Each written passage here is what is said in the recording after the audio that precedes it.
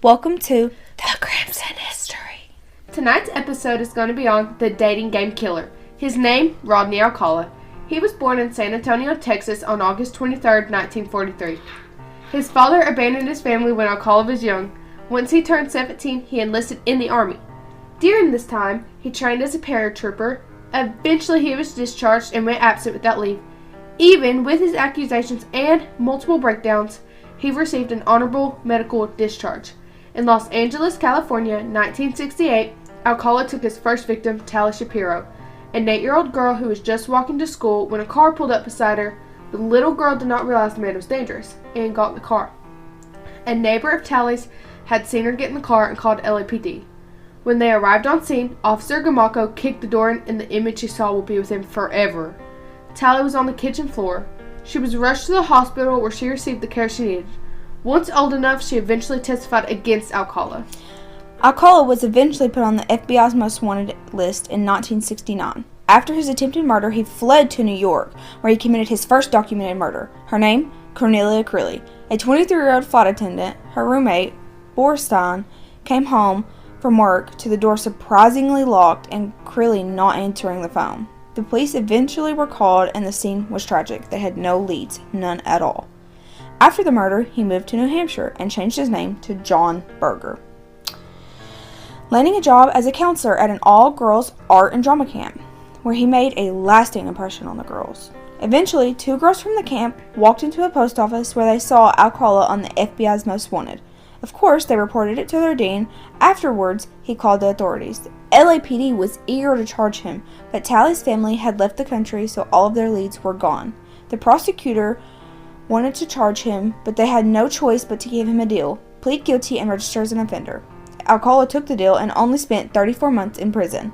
He had no problem charming his way out of that one. After becoming a registered offender, Alcala got hired as a typesetter at the New York Times. Not one person thought to check his background before hiring him. But then again, technology was not what it is today. The worst plot twist occurred when he was chosen as a contestant on the show The Dating Game, which was a really popular talk show, game show from the 70s. From all other perspectives, Alcala seemed like a nice, charming, and handsome young man. He's definitely not my type, but okay. The woman who had won a date with him eventually backed out because she found him creepy. That woman's intuition saved her life that night. His next victim was a 23-year-old musician in New York. Her name was Ellen Hoover. Her mother was the first to notice her disappearance.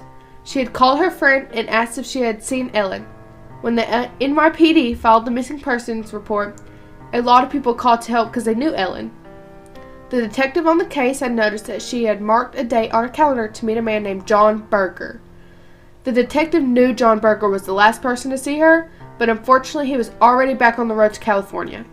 By the time that Alcala was convicted of murdering Robin Samso, investigators had found evidence in a Seattle storage locker belonging to Alcala. There they found hundreds of photographs of unidentified women, girls, and boys. They also found jewelry that they believed Alcala kept as trophies from some of his victims. 4 years after, he was convicted of murder and sentenced to death. Alcala appealed his case and won a new trial. He was tried, convicted, and sentenced to death a second time. In 2001, he appealed yet again and won, putting a third trial into motion. Prosecutor Matt Murphy took on the case in 2003, after which he had the jewelry that was found in Alcala's storage locker re-examined for DNA. Authorities found that some of the DNA matched that of 4 other women who had been found dead or who had been missing in the late 1970s. Alcala was 66 years old when he was convicted for these murders and sentenced to death following a trial in 2010 where he represented himself. Although only 3 of his victims' stories were told, he was convicted of 8 murders. The names of the victims are Cornelia Creeley, Ellen Hoover, Jill Barcombe, Georgia Wixted, Charlotte Lamb, Jill Pronto, and Robin Samso. It is possible Alcala had over 130 victims that aren't accounted for. The victims' spirits will live on through their stories of how they suffered their last minutes alive.